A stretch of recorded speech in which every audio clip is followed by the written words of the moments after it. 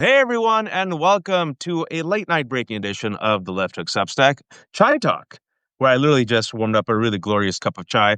And I have my friends Allison, Gail, and Jared Yates section who are fellow masochists. We were just talking about how we're both exhausted. All three of us are exhausted. Today is the Sabbath for us. We're supposed to take the day off. None of us did. But we have to discuss a lot of breaking news, three news items in particular, before Jared and Allison go and become pumpkins and sleep. The No Kings rally, 2,000 rallies all across America, huge, a fantastic turnout. Didn't matter if it was scorching hot weather, didn't matter if it was raining. Red states, blue states, counties, parks, people came out. Allison was there in San Diego. Jared, were you there? Did you attend Yeah, yours? yeah. Secondly, while this was happening, a $45 million military parade, our money going to Donald Trump's military parade on his birthday, right here, 25 minutes away from me in DC, where it rained.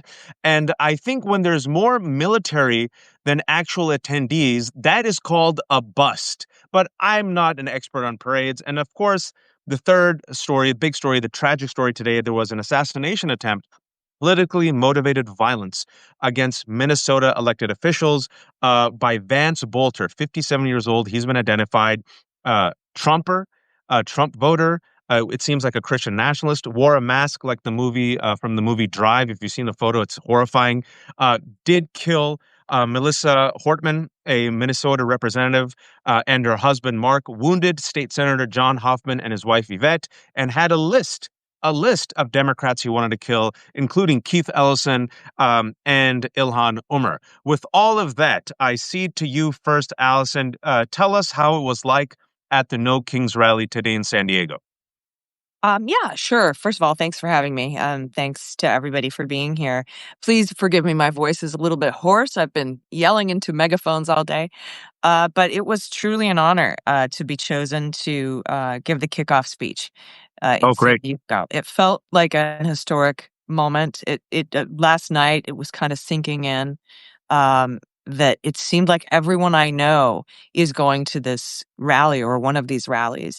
And usually it's like about half, like some people can't make it, or, for whatever reasons they can't be there. But it seemed like everybody wanted to get out there and have their voices heard. And when we got there, it was already filling up. I got there very early, like a few hours early to help set up the stage because I donated the stage. We helped set up the sound, like do a bunch of the volunteer booths, make sure everybody had enough water and all of that stuff. And I wanted to help out with that. We kicked it off with a blessing from a Kumeyaay elder Oh, because great. we are on here in San Diego, Kumeyaay land. And we wanted to be able to acknowledge that. And he gave the blessing, Bobby Wallace. And then I talked for about 5 minutes and it got everybody, in the spirit. And then we hit the streets. And it was the biggest, I've been here for 30 years in San Diego. It was the biggest event like this I've ever witnessed. Wow. And here in town, CBS 8 News videographer has been here for 29 years doing this kind of work. And this is unbelievable. It's a massive amount of people. We had 60,000 people. San Diego Police Department thanked San Diego. We had 0 arrests, 0 property damage. Everything was incredibly peaceful. It went off without a hitch, and now I got home and I'm just kind of getting the news trickling in about Donald Trump's parade. Enjoy it, Allison. Enjoy it.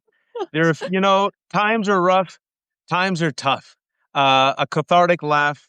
We can be petty tonight, folks. We needed. Jared, where were you at? You told me you were also attending the No Kings rally. How'd it Yeah, go? so I don't really talk about where I live. I had Oh, neo-Nazis okay, okay. break into my house for way too long. But I'm in a red state. Hmm. And I will say this. I was so inspired and emboldened by what I saw today.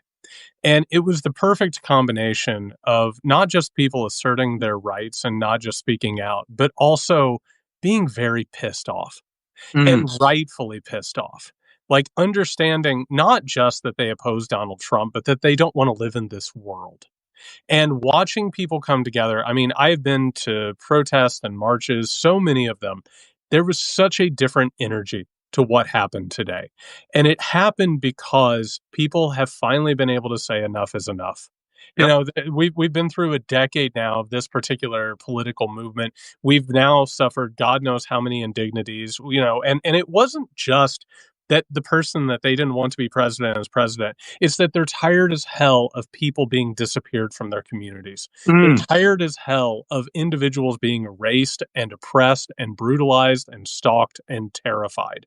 And that is what came out. It was the type of thing, you know, Waj, I when I study history, I read about these moments when fascists would show up in communities in the 1930s and 1940s. And when people would come together and say, "You are not welcome here. Mm. You simply do not have a place in this community, and we will fight you out of here if we have to." And, you know, I expected antagonists. I expected people to come in and try and stir up. That happens at every protest I ever go to. And I think that it was enough of a solidarity and enough of a communal feel that nobody was going to step foot in that area and say anything in any way, shape, or form to like really try and push this issue. I walked away. I'm exhausted in the best possible way, in the way that it feels when you come together with a community, in the way that you feel when you come together in solidarity. I cannot give enough props to the people who came out today.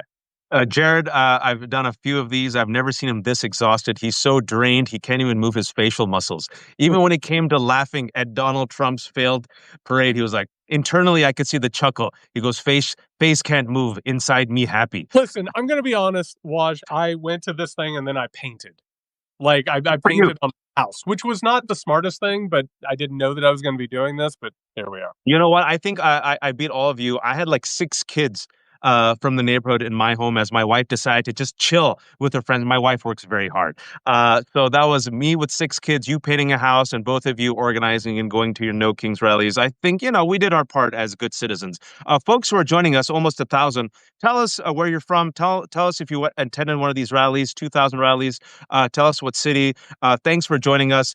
I'll do the work for you all because you've been doing the hard work, the receipts of where we've been in the past 5 months. Okay. In the past 5 months, folks, it's only been 5 months. Uh, Moody's has downgraded United States credit rating. In the past 5 months, Donald Trump's failed disastrous trade war has yielded zero deals, right? Taco, Trump always chickens out. As a result of Donald Trump's trade wars, prices have gone up because everyone knows that tariffs are taxes. RFK Jr., as we warned, as we have been warning, as I said, he's one of the most dangerous people that could have been appointed. He is doing a full out assault on all of our experts, scientists. Now we're straight up a country of anti vaxxers. We terminated a $600 million contract with Moderna for the bird flu. Bird flu has jumped into human beings. Measles is spiking. There's been a 30% cut. This is all top of the head. So 30% cut in cancer research.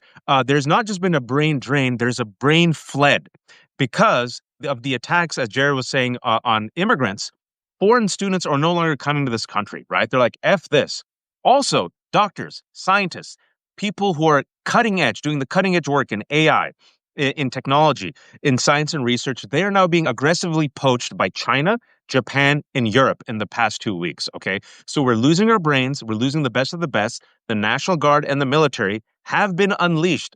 I always take my time with this because I do not want to normalize this. The National Guard and the military have been unleashed against the American people. And yesterday, the military that is there, instead of defending our borders and helping us, American citizens, is helping ICE agents terrorize communities. And they detained, can't make this shut up, an Army vet who took the wrong turn in LA to go to the VA. And of course, Jared and Allison, it's a black man. I could keep going down the list, folks, but what I just said in the last minute should be enough. The type of damage that these people have done in 5 months, which I always say white supremacy is always self destructive. And to top it off, as this is happening, Donald Trump decides to waste 45 million of your taxpayer dollars to throw himself a parade in the nation's capital with tanks run around. And ABC News earlier today, as the rain was about to trickle down, I saw a headline: hundreds of thousands are expected in the nation's capital. And then, Allison, you've seen the videos and the photos. Allison, your response. Do we have anybody that plays the tuba? Because I feel like we need a bum, bum, bum, bum, bum.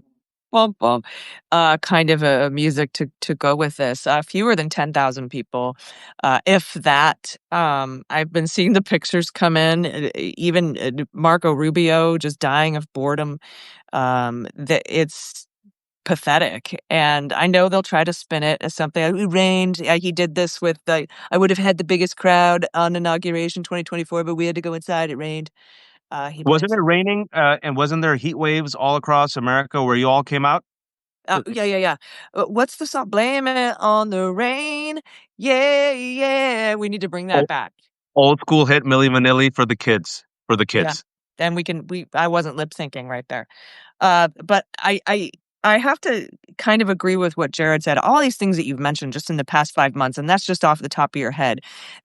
All of that has sunk in, I think, into to the electorate, to the people, and that knowledge was present when we were at these rallies today. It was a different feeling. It was very positive. It was very uplifting, but it was more of a resistance feeling, a dissident feeling, an opposition feeling, that I think was kind of giving me my spidey senses last night about this is going to be a different type of a, it's going to be a different type of thing, and I'm looking forward to seeing how that ripples out into the body politic over the next news cycle, which lasts 6 minutes. But yeah, they're apparently looking at the photos.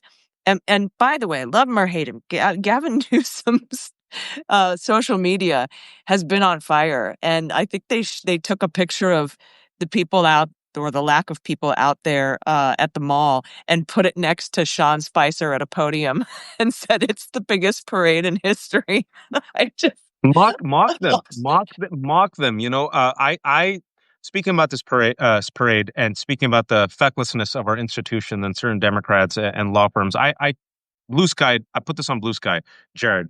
There's a photo of the sparsely attended Trump rally juxtaposed to San Diego, where you were. Huge rally. And in fact, Lincoln Project put this photo up, right? So I did a quote tweet, and I said this: corporate America, Democrats, feckless media institutions, law firms, and others. MAGA isn't that popular. Stop bending the knee, conceding, being cowed, and assuming they're a massive force. Meanwhile, check out No Kings protests all across the country. Jared. Yeah, I think there's a couple of strands to bring together into this. First things first, the reason that authoritarians rely on violence and oppression is because they're unpopular. They end up in power using loopholes, using crises, whatever it is. They do not have popular support. That's what this is about. Donald Trump is a dictator without an actual base that holds any sort of popular politics. Everything else can be dealt with at this point. And I think going off of what happened today, I think it's important to point out that one of the most fragile aspects of authoritarianism is also one of the most powerful, which is the myth of inevitability. Yep. The idea that these people can do whatever they want and that no one can stop them. And what that leads to is a fear response by a lot of people. They don't want to step out of line. They don't want to get hurt. Also, by the way, as we're speaking, Angelinos right now are being peppered with non-lethal rounds, with gas, you name it. Which, by the way, was created in order to create a spectacle that could be shown on a split screen with this pathetic rally. But what goes along with that is this.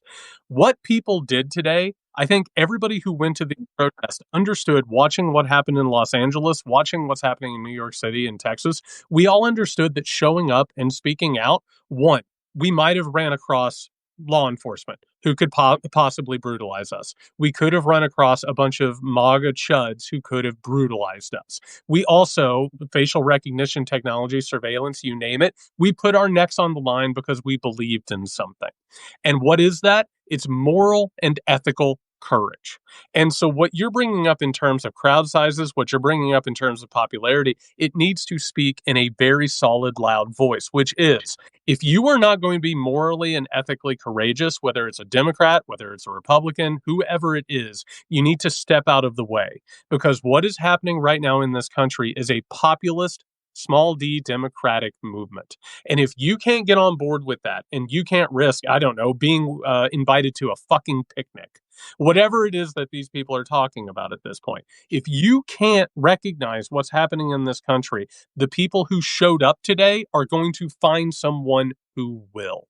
And that is the entire point of that. We have an unpopular dictator, we have an unpopular political party, and this whole myth of inevitability that they prop up using violence and oppression, it will crumble the moment that we actually have this popular front. And we saw the first stirrings of that today.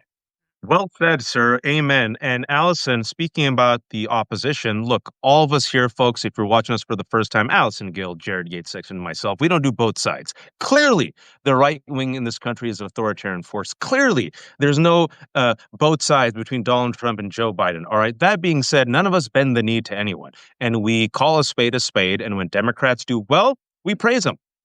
Jared and I have our critiques of Gavin Newsom. When he gave that conference, he was on with me. When he said good stuff, we praise him, right? When he acts like a buffoon and bends the knee, we mock and ridicule him. Hakeem Jeffries, 11 days ago, in this CNN interview with Dana Bash, I don't know if both of you saw it, she asked him, this is 11 days ago, in response to Jerry Nadler's aide being manhandled by law enforcement, what are you going to do? Let me repeat that. I'm not talking about Senator Padilla. That was 3 days ago. I'm not talking about Maxine Waters having guns pointed at her face. That was a couple of days ago, right? I'm not talking about them literally using horses and tear gas, as Jared was saying, against peaceful protesters. Literally on NBC News, Jacob Salvarov is like, everyone's peaceful here. And literally 30 seconds later, live on camera, I don't know if you saw this clip that's gone viral, they literally start shooting at the crowds. And there's a lady saying, we're here peacefully. This is our First Amendment right. And the cops escalate. This is what happens when you bring guns to a nonviolent situation. When you put the boots on the necks of people, it's deliberate provocation and escalation, what Stephen Miller wants. Hakeem Jeffries, 11 days ago, was asked, what will you do, by Dana Bash? And he said, we will meet, at our time, in our place, in our choosing, we will meet the moment. That was 11 days ago. Since then, LA communities have been terrorized by ICE agents. Citizens have been terrorized. People dressing up as ICE agents robbed a woman. This was Senator Padilla has been assaulted on camera, right? And today, an act of terror. We had Vance Bolter, 57 years old, who's still at large, breaking news, right? A Trump voter, seems like a Christian anti-abortion activist who wore a mask like the mask you saw in the movie Drive, showed up, shot and killed Minnesota Representative Melissa Hortman and her husband, Mark. Right now, State Senator John Hoffman and his wife, Yvette, are in the hospital. It was an act of targeted political violence, not my words, the words of Governor Walz. And furthermore, he had a list of Democrats. And what we know about bullies, Allison, is they want to pick on one person, the lowest hanging fruit, to send a signal to everyone else. And what did Republicans do? They picked on trans people and the undocumented. And everyone said, they won't come after us. Trans are weird and gross. Undocumented, meh. And then they came after legal immigrants. And then they came after students. Harvard, Columbia University, right? Now, literally, they have killed. A MAGA guy has killed someone. So your response to this horrific news, and while this is happening, the fact that people were still unbowed, even in Minnesota, after they canceled the rally, people showed up at the State House, I don't know if you saw, with signs for Melissa, and people showed up in mass, even knowing, God forbid, that the shooter was still at large and could stop them. People still came out. I know there was a lot there, but I just gave you, for all who are joining us who didn't follow the news, the latest up-to-date news. Allison, your response. Well, that's the actual danger. It's not our immigrant neighbors. It's not trans people. The actual danger is people posing as law enforcement to hurt other people. That's what happened in Minnesota today. Earlier in the week, or maybe it was last week, a No, woman 2 days ago in LA. a woman was sexually assaulted by someone posing as an ICE officer. You can buy this gear off of Etsy or whatever. That's the real danger.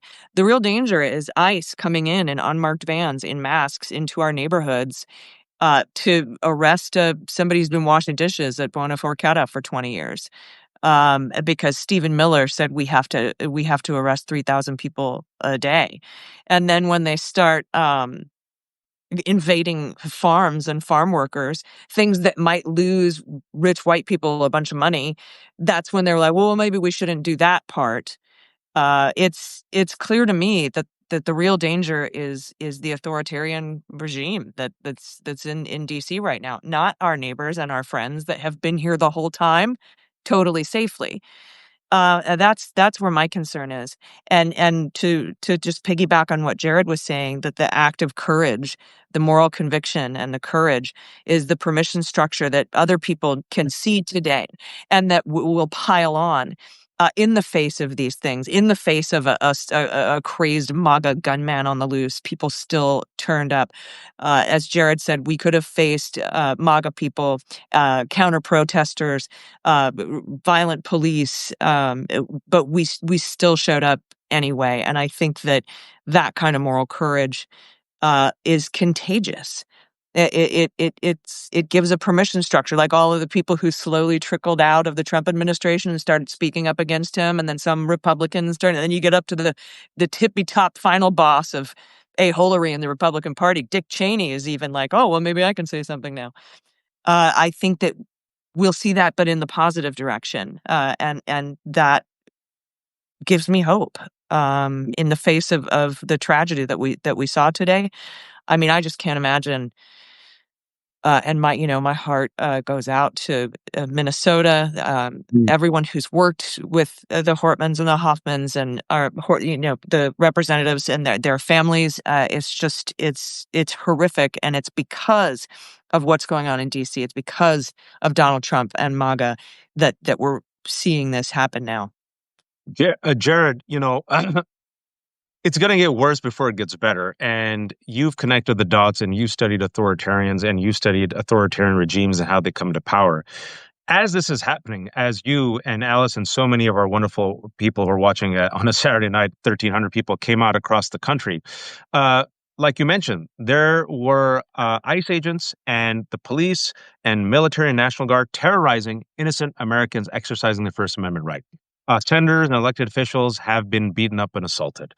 We saw the tragic murder, the act of political violence in Minnesota that has claimed at least 2 lives. We're seeing 1,600 violent insurrectionists pardoned. And in the case of the one who got radicalized, Ashley Babbitt, getting $5 million in a wrongful death suit, because, of course, we are seeing the arm of the Trump administration, the Gestapo, essentially be ICE right now, right? And we saw, I don't know if you saw this quote from a sheriff in Florida 2 days ago, where he was standing with the Florida Attorney General in Brevard County, Florida Sheriff Wayne Ivey. And he said, right ahead of the No Kings protest, quote, "Throw a brick, a firebomb, or point a gun at one of our deputies. We will be notifying your family where to collect your remains at, because we will kill you graveyard dead. We're not going to play," end quote. The juxtaposition could not be more clear. And Danielle and I were talking earlier today. We're like, welcome to how it was like for Black and brown people. I give it to you. Yeah, and I'm glad that you led into it that way, because I want to say a couple of things that are really uncomfortable, but I think that they are still demonstrably true. Today we had an act of political assassination, and my heart is absolutely destroyed by that. But you know what doesn't get covered a lot, Watch?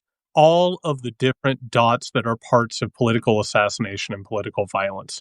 How many how many right wing extremists have we seen go into schools and shoot children? How many have we seen them go in and bomb places? How many of them have they've had more manifestos than Tupac has mixtapes being released. Like, And there's a lot of Tupac mixtapes after his and death. all of them are the same. It's white replacement. They are trying to come to get us. The Jews are out to get us. You name it. And nobody wants to connect those dots, because if you did, you would have to take a look at a larger problem, which is that the United States of America, not just for decades, but from the moment they put quill to paper to create this country, we have been fighting right-wing, white patriarchal supremacist terrorism. And everything that we have gained, every piece of progress, every right, every privilege, every protection, we have had to fight our asses off for it. And by the way, we want to look at this moment right now. There used to be battles in the street with labor unions fighting federal troops in order to get days off and regulation at work and fair pay. So what we're dealing with right now, this is a brand new thing, but it's in a long, long tradition. And to go ahead and wrap this thing up before I say goodnight to you lovely people, I want to say this. We cannot move forward until we deal with that past. We can't look at exactly what the foundation of this country is, but what's been going on for the past few decades. And when it comes to leaders, and I'm putting heavy, heavy scare quotes around leaders, I want to look at the people right now who are not showing up and not meeting the moment. Waj, these are the people who didn't stand up for our children who are being gunned down in their schools. These are the people who didn't stand up for people who just went to Walmart to buy some groceries and got gunned down by these right wing lunatics. These are the same people who signed on to bills that killed over 1 million people in the war on terror and shoveled trains worth of cash over to the oligarchs who are currently carrying this out right now. So here's what I'm saying. I got excited seeing my fellow people and engaging in solidarity today. And I want to put this out there. They do not have the leadership that they deserve. And it's time that they had the leaders that they deserve and that they have the country they deserve. Because what we live in right now, it is an indignity. It is disgusting what we have to live in. And we shouldn't have reached this point. And for everybody who went out and protested today and feels this in their heart, you deserve better. And we can have better when we have that ethical and moral courage. And we have to have it, period. Jared, fantastic sermon. You're exhausted. You painted a house. You were out all day in a red state with a whole bunch of other Americans who said no kings. Before I let you leave, shamelessly promote yourself. Where can people find you? Where can people support you? It's Dispatches from a Collapsing State. Waj, Allison, wonderful spending some time with you tonight. Everybody get some good sleep tonight and be safe, okay? Take care. Allison, before I let you go, Jared talked about the past. How about us moving forward? How can people move forward in this current moment where people feel a certain type of energy, a certain type of community, a certain type of momentum? Well, I just want to kind of touch on something that Jared was talking about there, because what it seems like is happening with our leaders, and for him to say, we don't have the leaders we deserve.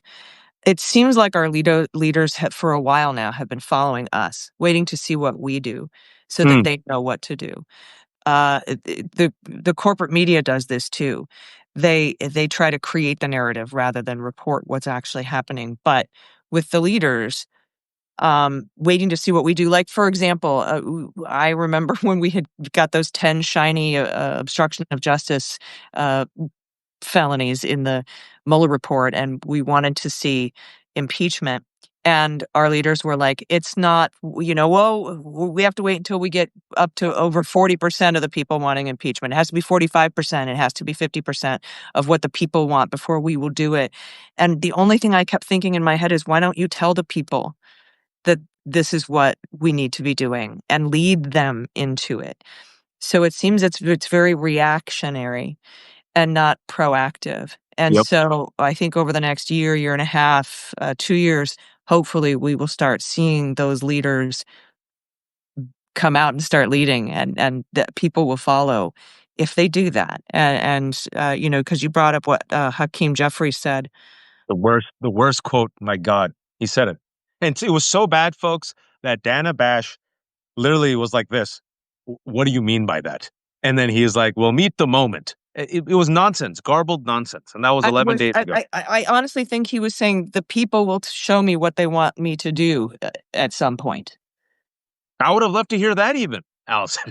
But the people have now shown him, and the people have now shown the Democrats. And look, I've said, Allison, we can't outsource this. The Avengers aren't coming to save us.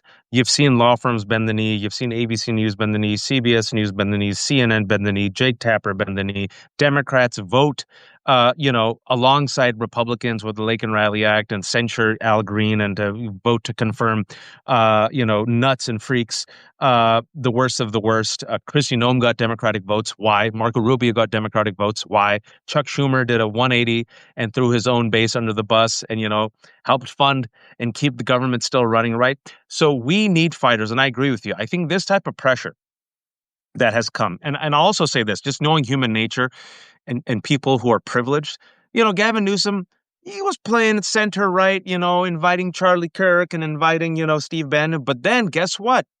A bully's appetite is never satiated. It wasn't enough. They still hated him and mocked him and ridiculed him. And once they attacked his state, he goes, okay, I'm going to throw down. Senator Padilla, I'm a senator. Respect, civility. I'm going to go up to Christie and ask her. By the way, normal tradition, folks. It happens all the time in pressers. And he got manhandled. It didn't matter that he's a senator. They saw a brown man and they attacked. And now that this is happening, literal violence, targeted violence that has claimed the lives of at least two individuals, and two other are in the hospital.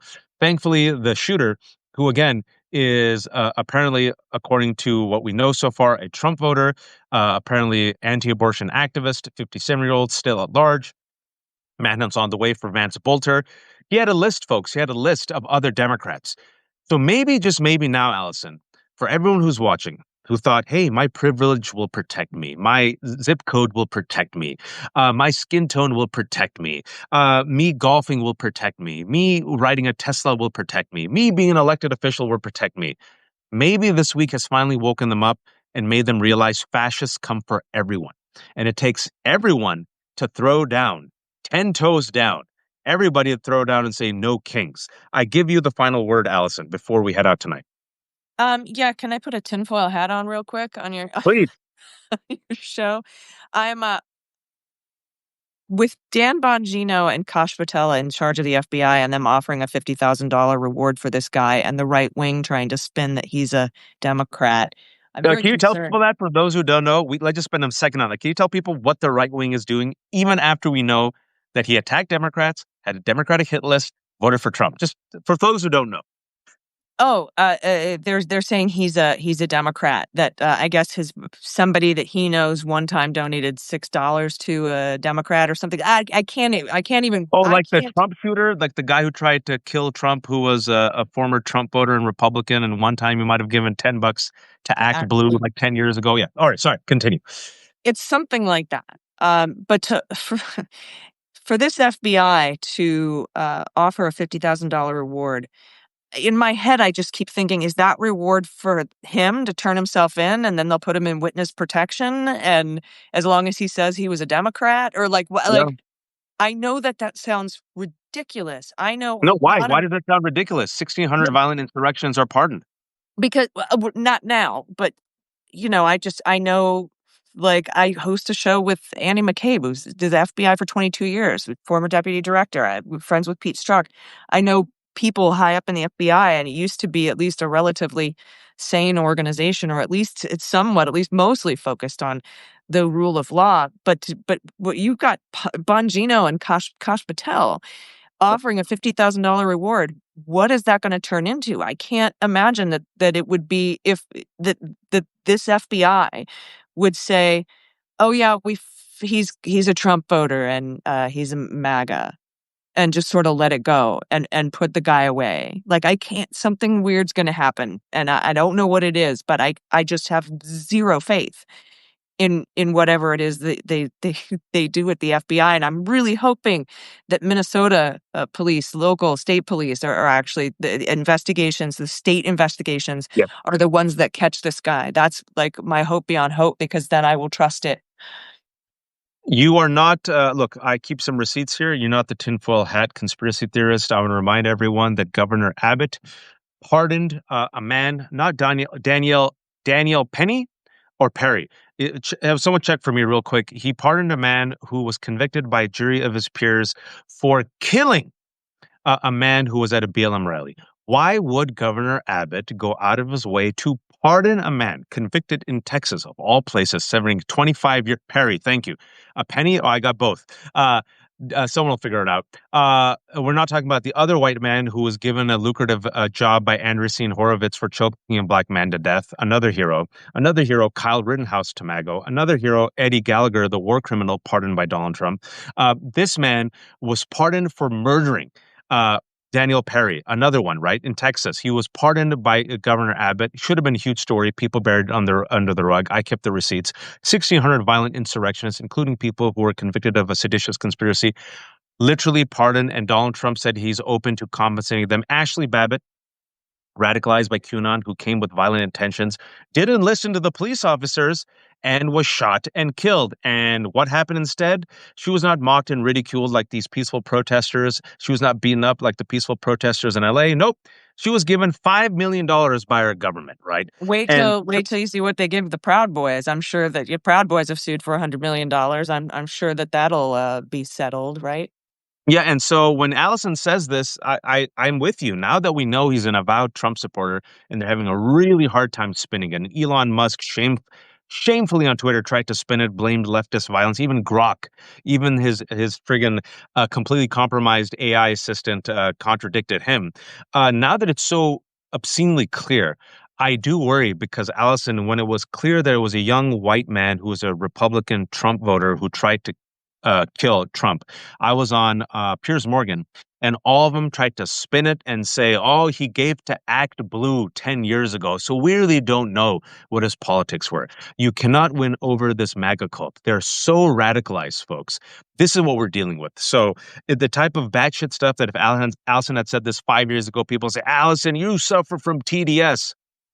We just brought the receipts, but it's up to us then to keep the pressure up. It's up to us to pressure the media not to do it both sides, and up to us to know that we are dealing with right wing terrorism, the number one domestic terror threat in America for several years running. They want to intimidate you. They want to silence you. They want you to be cowed into neutrality and objectivity. They want you to cower in the corner and say, you know what? I'm not trans. I'm not Latino. I'm not a lefty. I'm not black. I'm not Muslim. I'm not undocumented. I'll be safe. And no one is safe from fascists. If you don't believe me, look at that video of Senator Padilla being tackled and handcuffed. Thank you all, Allison. I know you're exhausted. Allison and Jared jumped on at the last second. Allison, before I let you go, please shamelessly promote yourself. Just check out my blog here on Substack at MullerSheWrote.com, and you can follow me everywhere at Muller She Wrote. And please, if you haven't listened to the Daily Beans and you want to get your news without feeling like full of terrible anxiety, and you like your news with a little bit of swearing, check it out. It's women owned, it's veteran run, and I would love it if you maybe just give a spin to the Daily Beans this Monday and see if you like it. And Allison and me are both fools, but we're not stupid. We have kept everything without paywalls. Everything is for free, but at the same time, we have bills to pay. I have like 800 kids. This is the 1 year 800 kids. anniversary. 800. After you have three, 800. What's the difference? It's all Well, zone yeah, the defense. kitten is a multiplier. Five. Then the kitten that now two kittens because my kids after all these years convinced me to get these kittens, and I got one from the. Yeah, I just saw your beautiful kitten. So yeah, 3 kids plus 2 kittens. Folks, the left hook started about a year ago, almost to the day. Everything is for free. We're growing a small community. If you have a few dollars, send it my way and Allison's way. It goes a long way. If you don't, at least subscribe for free and share the content, spread the good word. Thank you so much, Allison. Thank you, Jared Yates Sexton. He was exhausted, but he came in and just dropped dimes. Thank you, everyone, for listening. And thank you, everyone who came out today and went wherever you are, red state, blue state, local communities, and was not cowed down by, your threatening neighbor or your local law enforcement or white supremacists or the threat of violence. You stood up with so many diverse Americans across this country. The video and the images and the photos that I've seen are beautiful. That Lincoln Project post that I mentioned that I quote posted, that was Allison's rally in San Diego. Check it out. An overhead view was remarkable. That happened today, folks. It's only 5 months. It's the summer. The sun is out. This is going to get hotter and hotter for better and for worse. So we're in it for the long walk, folks. This is going to be a generational fight. Do not demand anything other than reform, justice, equity for all. Thank you, everyone, for watching. Stay woke, be kind, be empathetic, and please, oh, please don't be a fascist. Allison, go rest. Thank you. I Bye. appreciate it. Bye.